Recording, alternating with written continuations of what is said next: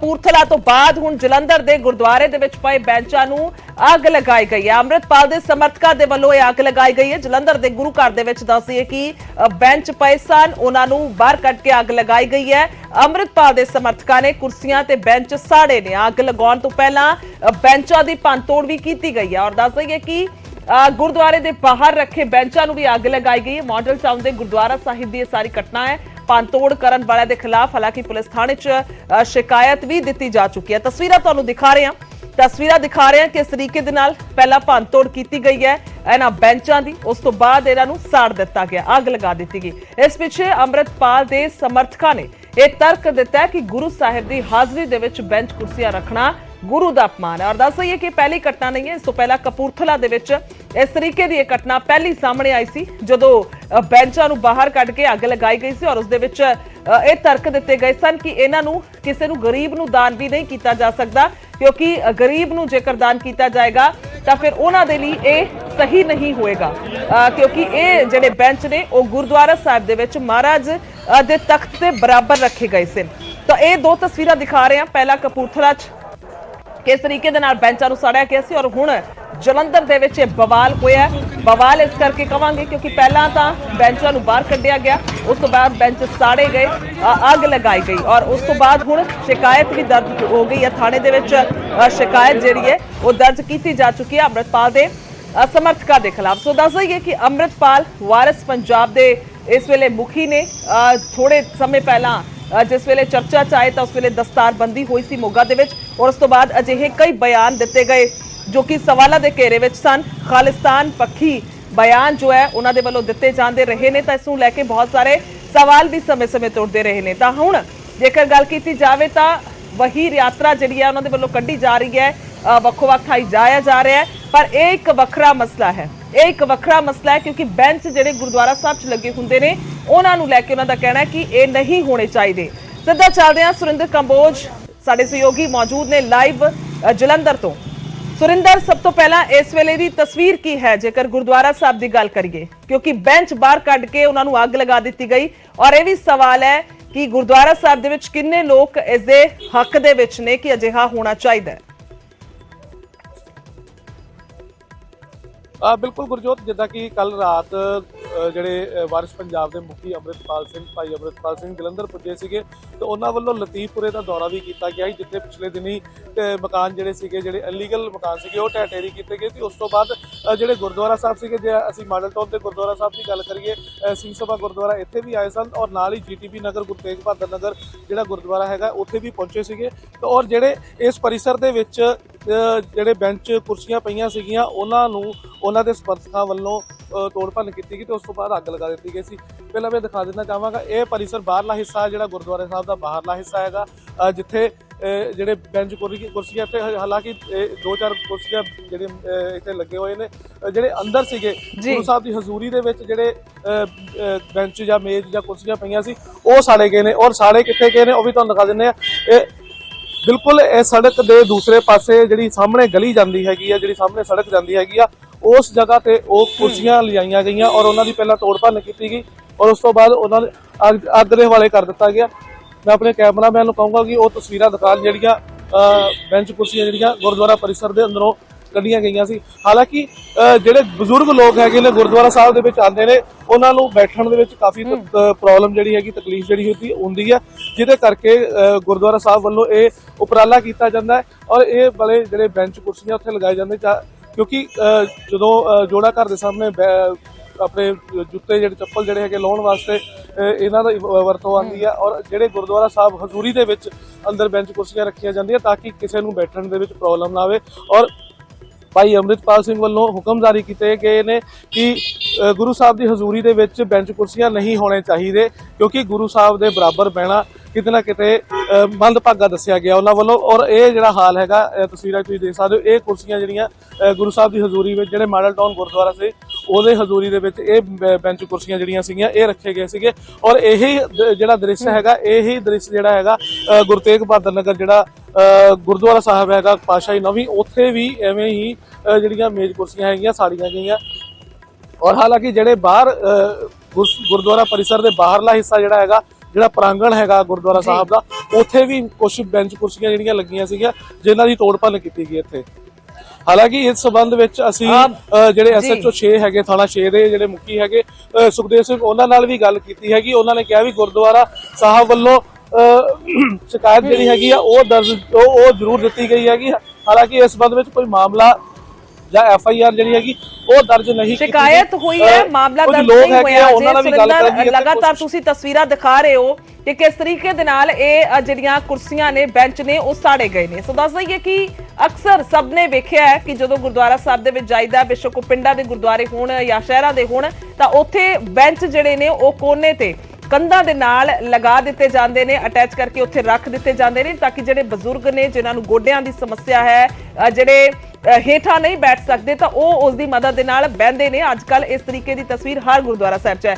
ਪਰ ਇਹ ਵੀ ਦੱਸ ਦਈਏ ਕਿ SGPC ਨੂੰ ਜਦੋਂ ਇਸ ਬਾਬਤ ਸਵਾਲ ਕੀਤਾ ਗਿਆ ਸੀ ਤਾਂ ਉਹਨਾਂ ਨੂੰ ਲੱਗਦਾ ਹੈ ਕਿ ਇਹ ਠੀਕ ਹੈ ਕਿ ਇਸ ਤਰੀਕੇ ਦੇ ਬੈਂਚ ਉਹ ਨਹੀਂ ਹੋਣੇ ਚਾਹੀਦੇ, ਉਹ ਵੀ ਇਸ ਦੀ ਹਮਾਇਤ ਕਰਦੇ ਨੇ। ਪਰ ਸਵਾਲ ਹੈ ਇਸ ਤਰੀਕੇ ਤੇ ਕਿ ਕਿਉਂ ਇਹ ਬੈਂਚ ਬਾਹਰ ਕੱਢ ਕੇ ਆਗੇ ਇਸ ਤਰੀਕੇ ਦੇ ਨਾਲ ਲਗਾਈ ਜਾ ਰਹੀ ਹੈ। ਸੁਰਿੰਦਰ, ਤਸਵੀਰਾਂ ਵੀ ਤੁਸੀਂ ਲਗਾਤਾਰ ਦਿਖਾ ਰਹੇ ਹੋ, ਗੱਲਬਾਤ ਜ਼ਰੂਰ ਕਰੋ। ਬੇਸ਼ੱਕ ਉਹ ਗੁਰਦੁਆਰੇ ਦੇ ਸੇਵਾਦਾਰ ਹੋਣ, ਸੰਗਤ ਹੋਵੇ, ਉਹਨਾਂ ਨੂੰ ਕੀ ਲੱਗਦਾ ਹੈ? ਹਾਲਾਂਕਿ ਇਹ ਤਾਂ ਬਹੁਤ ਵੱਡਾ ਇੱਕ ਪੂਰਾ ਵੱਡੇ ਪੱਧਰ ਤੇ ਵਰਲਡ ਜਿਹੜਾ ਹੈ ਉਹ ਮਸਲਾ ਹੈ, ਪਰ ਇੱਥੇ ਦੀ ਗੱਲ ਕੀਤੀ ਜਾਵੇ ਸਥਾਨਕ ਲੋਕਾਂ ਦੀ। ਸੁਰਿੰਦਰ, ਬਿਲਕੁਲ ਗੁਰਜੋਤ, ਅਸੀਂ ਇੱਥੇ ਗੁਰਸਿੱਖ ਹੈਗੇ ਨੇ, ਉਹਨਾਂ ਨਾਲ ਗੱਲ ਕਰਾਂਗੇ। ਆਖਰਕਾਰ ਜਿਹੜੀ ਮੁਹਿੰਮ ਚਲਾਈ ਗਈ ਹੈਗੀ ਆ ਭਾਈ ਅੰਮ੍ਰਿਤਪਾਲ ਸਿੰਘ ਵੱਲੋਂ, ਉਹ ਕਿੰਨਾ ਕੁ ਜਾਇਜ਼ ਦੱਸਦੇ ਨੇ? ਭਾਈ ਸਾਹਿਬ, ਕੀ ਨਾਮ ਹੈ ਪਹਿਲਾਂ ਤੁਸੀਂ ਦੱਸੋ। ਸਤਿ ਸ਼੍ਰੀ ਅਕਾਲ ਸਾਰੇ ਦੇਖਣ ਵਾਲੇ ਦਰਸ਼ਕਾਂ ਨੂੰ। ਸਰ, ਇੱਕ ਮੁਹਿੰਮ ਚਲਾਈ ਗਈ ਆ ਭਾਈ ਅੰਮ੍ਰਿਤਪਾਲ ਸਿੰਘ ਹੋਰਾਂ ਵੱਲੋਂ ਗੁਰਦੁਆਰਾ ਸਾਹਿਬ ਦੇ ਅੰਦਰ ਜਿੰਨੇ ਵੀ ਪਰਿਸਰ ਜਾਂ ਪ੍ਰਾਂਗਣ ਦੇ ਵਿੱਚ ਜਿਹੜੇ ਕੁਰਸੀਆਂ ਲੱਗੀਆਂ ਹੁੰਦੀਆਂ ਬਜ਼ੁਰਗਾਂ ਦੇ ਬੈਠਣ ਉੱਠਣ ਵਾਸਤੇ, ਕਿਉਂਕਿ ਗੋਡਿਆਂ ਦੇ ਵਿੱਚ ਕਾਫੀ ਪ੍ਰੋਬਲਮ ਹੁੰਦੀ, ਤੁਰਨ ਫਿਰਨ 'ਚ ਕਾਫੀ ਪ੍ਰੋਬਲਮ ਆਉਂਦੀ ਆ, ਔਰ ਰਾਤੀ ਉਹ ਅੱਗਜਨੀ ਕਰ ਦਿੱਤੇ ਗਏ, ਅੱਗ ਲਗਾ ਦਿੱਤੀ ਗਈ ਹੈ। ਇਹਨਾਂ ਨੂੰ ਕਿੰਨਾ ਕੁ ਜਾਇਜ਼ ਤੁਸੀਂ ਦੱਸ ਦਿਓ।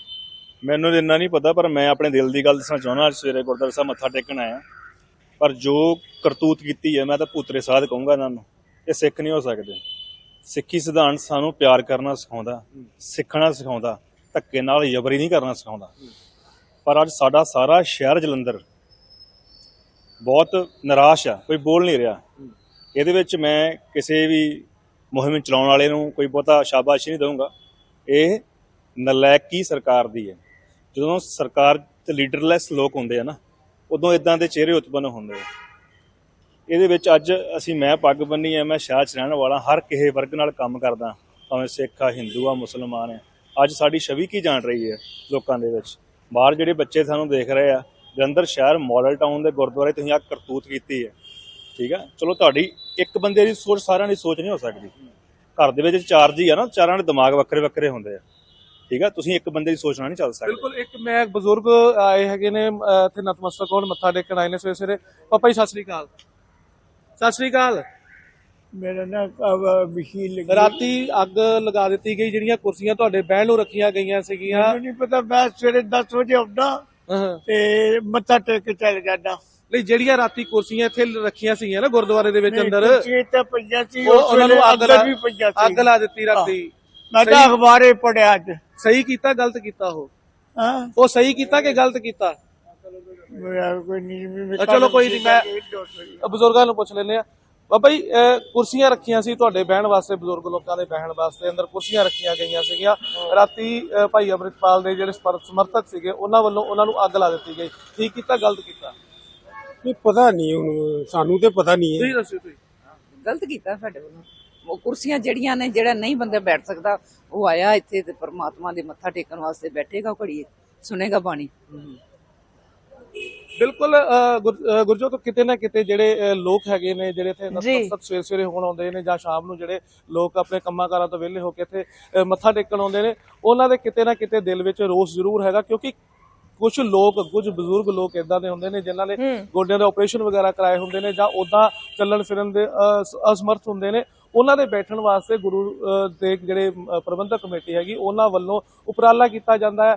ਜੋੜੇ ਘਰ ਦੇ ਮੋਹਰੇ ਵੀ ਇਹ ਮੇਜ਼ ਕੁਰਸੀਆਂ ਲਾਈਆਂ ਹੁੰਦੀਆਂ ਤਾਂ ਕਿ ਕਿਸੇ ਨੂੰ ਵੀ ਆਪਣੇ ਜੋੜਾ ਲਾਉਣ ਦੇ ਵਿੱਚ ਤੰਗੀ ਪਰੇਸ਼ਾਨੀ ਨਾ ਆਵੇ। ਅੰਦਰ ਗੁਰੂ ਸਾਹਿਬ ਦੀ ਹਜ਼ੂਰੀ ਦੇ ਵਿੱਚ ਕਿਸੇ ਨੂੰ ਬੈਠਣ ਦੇ ਵਿੱਚ ਨਿਤਨੇਮ ਕਰਨ ਦੇ ਵਿੱਚ ਕੋਈ ਤੰਗੀ ਪਰੇਸ਼ਾਨੀ ਬਿਲਕੁਲ ਸੁਰਿੰਦਰ, ਦੇਖੋ ਤਸਵੀਰਾਂ ਅਸੀਂ ਦੇਖ ਰਹੇ ਹਾਂ।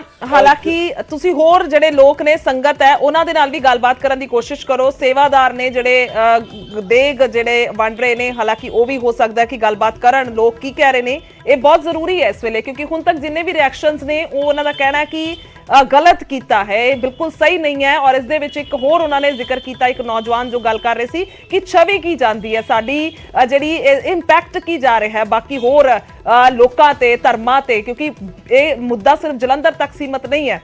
ਸੁਰਿੰਦਰ, ਇਹ ਬਹੁਤ ਅਹਿਮ ਹੈ ਜੀ। ਗੱਲ ਕਰੋ।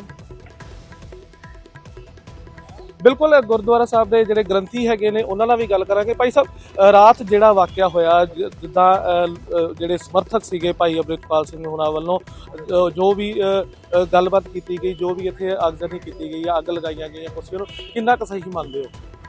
ਦੇਖੋ ਜੀ, ਪਹਿਲੀ ਗੱਲ ਤਾਂ ਇਹ ਆ ਵੀ ਗੁਰੂ ਘਰ 'ਚ ਜਿਵੇਂ ਆਏ ਆ, ਉਹ ਆਉਣ ਦਾ ਤਰੀਕਾ ਬੜਾ ਗਲਤ ਸੀ।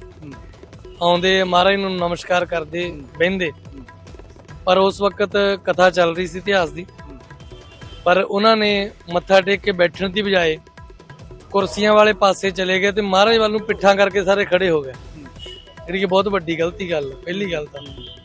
ਦੂਸਰੀ ਗੱਲ ਇਹ ਆ ਕਿ ਉਹ ਬੈਠ ਕੇ ਭਾਈ ਸਾਹਿਬ ਨੂੰ ਸੁਨੇਹਾ ਭੇਜਦੇ ਕਿ ਭਾਈ ਸਾਹਿਬ ਜੀ ਤੁਸੀਂ ਕਥਾ ਦੀ ਫਤਿਹ ਬੁਲਾਓ, ਪਰ ਉਹਨਾਂ ਨੇ ਇਸ ਤਰ੍ਹਾਂ ਕੋਈ ਨਹੀਂ ਕੀਤਾ। ਸਗੋਂ ਮਤਲਬ ਇੱਕ ਤਰ੍ਹਾਂ ਦਾ ਆਪਾਂ ਜਿਵੇਂ ਹੁਕਮ ਕਰਦੇ ਕਿਸੇ ਨੂੰ ਕਿ ਭਾਈ ਸਾਹਿਬ ਫਤਿਹ ਬੁਲਾ ਦਿਓ, ਬਸ 2 ਮਿੰਟ ਦਿਓ, ਇਦਾਂ ਨਹੀਂ ਹੁੰਦਾ। ਗੁਰੂ ਘਰ 'ਚ ਟਾਈਮ ਜੋ ਦੀਵਾਨ ਚੱਲ ਰਿਹਾ, ਉਹ ਦੀਵਾਨ ਜਿਹੜਾ ਪਹਿਲਾਂ ਸੰਗਤ ਬੈਠਦੀ ਆ, ਸੁਣਦੀ ਆ। ਔਰ ਜਿਹੜੀ ਕੁਰਸੀਆਂ ਦੀ ਗੱਲ ਕਰ ਰਹੇ ਆ, ਉੱਥੇ ਇਹਨੇ ਆਪ ਖੁਦ ਕਿਹਾ, ਅੰਮ੍ਰਿਤਪਾਲ ਸਿੰਘ ਨੇ, ਕਿ ਜੀ 3 ਜਾਣੇ ਬੈਠੇ ਸੀਗੇ ਤੇ ਜਦੋਂ ਮੈਂ ਉਹਨਾਂ ਨੂੰ ਕਿਹਾ, ਉਹਨਾਂ ਨੂੰ ਬੇਨਤੀ ਕੀਤੀ ਵੀ ਤੁਹਾਨੂੰ ਇੱਧਰ ਕੁਰਸੀਆਂ ਲਵਾ ਦਿੰਦੇ ਆ, ਤਾਂ ਉੱਠ ਕੇ ਚਲੇ ਗਏ। ਇਹਦਾ ਮਤਲਬ ਇਹ ਸੀ ਵੀ ਉਸ ਵਕਤ 3 ਜਾਣੇ ਕੁਰਸੀਆਂ ਤੇ ਬੈਠੇ ਸੀ, ਉਹ ਵੀ ਬਜ਼ੁਰਗ ਸੀਗੇ, ਕੋਈ ਯੰਗ ਨਹੀਂ ਸੀ ਬੈਠਾ। ਔਰ ਉਹ ਬੇਸਿਕਲੀ ਲਵਾਈਆਂ ਤਾਂ ਬਜ਼ੁਰਗਾਂ ਵਾਸਤੇ ਜਾਂਦੀਆਂ ਹੈਗੀਆਂ ਨੇ, ਉਹ ਬਜ਼ੁਰਗ ਹੀ ਆ ਕੇ ਬੈਠਦੇ। ਬਿਲਕੁਲ ਬਜ਼ੁਰਗ ਹੀ ਬੈਠਦੇ ਆ, ਜਿਨ੍ਹਾਂ ਦੇ ਗੋਡੇ ਦੁਖਦੇ ਨਹੀਂ, ਜਿਨ੍ਹਾਂ ਦੇ ਗੋਡੇ ਨਵੇਂ ਪਵਾਏ ਜਾਂਦੇ ਆ, ਉਹ ਬਹਿੰਦੇ। ਕਿਉਂਕਿ ਉਹ ਬਹਿੰਦੇ ਇਸ ਕਰਕੇ ਕਿਉਂਕਿ ਉਹਨਾਂ ਦੇ ਗੋਡੇ ਨੀਚੇ ਨਹੀਂ, ਉਹ ਬੈਂਡ ਨਹੀਂ ਕਰ ਸਕਦੇ। ਹਾਂਜੀ, ਇਸ ਕਰਕੇ ਉਹਨਾਂ ਨੂੰ ਲਵਾਇਆ ਗਿਆ। ਔਰ ਇਹ ਲਵਾਈਆਂ ਵੀ ਕੁਰਸੀਆਂ ਜਿਹੜੀਆਂ ਵਾ, ਇਹ ਇੱਕ ਤਰ੍ਹਾਂ ਦੀ ਗੈਲਰੀ ਆ, ਇਹ ਦਰਬਾਰ ਹਾਲ ਦਾ ਅੰਗ ਨਹੀਂ ਹੈਗਾ। ਦਰਬਾਰ ਹਾਲ ਚੋਂ ਬਾਹਰੋਂ ਦਰਵਾਜ਼ਾ ਜਾਂਦਾ, ਇੱਕ ਤਰ੍ਹਾਂ ਦੀ ਗੈਲਰੀ ਬਣਾਈ ਗਈ ਆ, ਔਰ ਬਹੁਤ ਨੀਵੀਂ ਆ, ਥੱਲੇ 3 ਫੁੱਟ ਤੱਕ ਥੱਲੇ ਨੀਵੀਂ ਆ, ਕਿ ਜੇ ਦੂਰੋਂ ਕੋਈ ਦੇਖੂਗਾ ਤਾਂ ਸੰਗਤ ਉੱਥੇ ਸਿਰਫ ਉਹਨਾਂ ਦੀਆਂ ਗਰਦਨਾਂ ਨਜ਼ਰ ਆਉਂਦੀਆਂ ਕਿ ਇੰਨੀ ਕੁ ਉੱਚੀ ਆ। ਗੁਰੂ ਸਾਹਿਬ ਦੇ ਬਰਾਬਰ ਕੋਈ ਕੁਰਸੀ ਨਹੀਂ ਇਹ ਲੱਗੀ, ਨਾ ਇਹ ਗੁਰੂ ਸਾਹਿਬ ਦੇ ਬਰਾਬਰ ਕੋਈ ਬੇਅਦਬੀ ਦੀ ਗੱਲ ਆ। ਗੁਰੂ ਸਾਹਿਬ ਦੀ ਬੇਅਦਬੀ ਹੁੰਦੀ ਆ ਜੇਕਰ ਕੋਈ ਆਕੜ ਕੇ ਸਾਹਮਣੇ ਬੈਠੇ। ਸੰਗਤ ਨਿਮਰਤਾ ਨਾਲ ਆਉਂਦੀ ਆ ਤੇ ਉਹ ਪਿਆਰ ਸਤਿਕਾਰ ਨਾਲ ਸੰਗਤਾਂ ਜਿਹੜੀਆਂ ਉੱਥੇ ਹਾਜ਼ਰੀ ਭਰਦੀਆਂ। ਬਿਲਕੁਲ ਗੁਰਜੋਤ, ਜਿਹੜੀ ਭਾਈ ਸਾਹਿਬ ਹੋਰਾਂ ਨੇ ਗੱਲ ਕੀਤੀ ਵੀ ਜਿਹੜੀਆਂ ਨੀਵਾਂਪਨ ਦੱਸਿਆ ਹੈਗਾ ਵਾ ਕੁਰਸੀਆਂ ਦੇ ਵਿੱਚ, ਸੁਰਿੰਦਰ, ਇਹ ਵੀ ਜਾਣਾਂਗੇ ਇਹਨਾਂ ਤੋਂ ਕਿ ਕੋਈ ਸ਼ਿਕਾਇਤ ਜਿਹੜੀ ਹੈ ਦਿੱਤੀ ਗਈ ਹੈ ਔਰ ਇਹਨਾਂ ਦੇ ਵੱਲੋਂ ਦਿੱਤੀ ਗਈ ਹੈ, ਤਾਂ ਵਾਪਸ ਆ ਰਹੇ ਹਾਂ ਤੁਹਾਡੇ ਕੋਲ।